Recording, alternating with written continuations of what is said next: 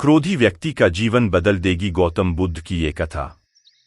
एक दिन गौतम बुद्ध अपने शिष्यों के साथ एकदम शांत बैठे हुए थे।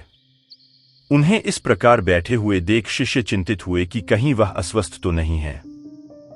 एक शिष्य ने उनसे पूछा कि आज वह मौन क्यों बैठे हैं, क्या शिष्यों से कोई गलती हो गई है? इसी बीच एक अन्य शिष्य ने पूछा कि क्या वह अस्वस्थ हैं, पर बुद्ध मौन रहे। तभी कुछ दूर खड़ा व्यक्ति जोर से चिल्लाया, आज मुझे सभा में बैठने की अनुमति क्यों नहीं दी गई है? बुद्ध आंखें बंद करके ध्यान मग्न हो गए। वह व्यक्ति फिर से चिल्लाया, मुझे प्रवेश की अनुमति क्यों नहीं मिली? इसी बीच एक उदार शिष्य ने उसका पक्ष लेते हुए कहा कि उसे सभा में आने की अनुमति प्रदान की जाए। बुद्ध ने आंखें खोलीं और बोले, नहीं, वह अछूत है, उसे आज्ञा नहीं दी जा सकती। यह सुनकर शिष्यों को बड़ा आश्चर्य हुआ। बुद्ध उनके मन का भाव समझ गए और बोले, हाँ, वह अछूत है। इस पर कई शिष्य बोले, हमारे आश्रम में जात पात का कोई भेद ही नहीं, फिर वह अछूत कैसे हो गया? तब बुद्ध ने समझाया, आज वह क्रोधित होकर आया है।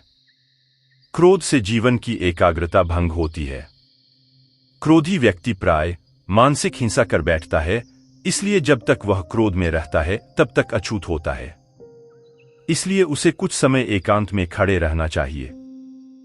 क्रोधित शिष्य भी बुद्ध की बातें सुन रहा था। पश्चाताप की अग्नि में तपकर वह समझ चुका था कि अहिंसा ही मनुष्य का महान कर्तव्य व परम धर्म है। वह बुद्ध के चरणों में गिर पड़ा और कभी क्रोध न करने का प्रण लिया।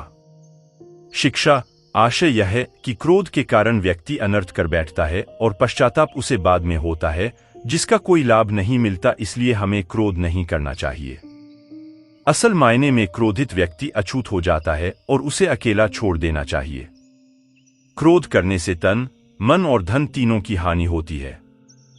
क्रोध से ज्यादा हानिकारक कोई और वस्तु नहीं है।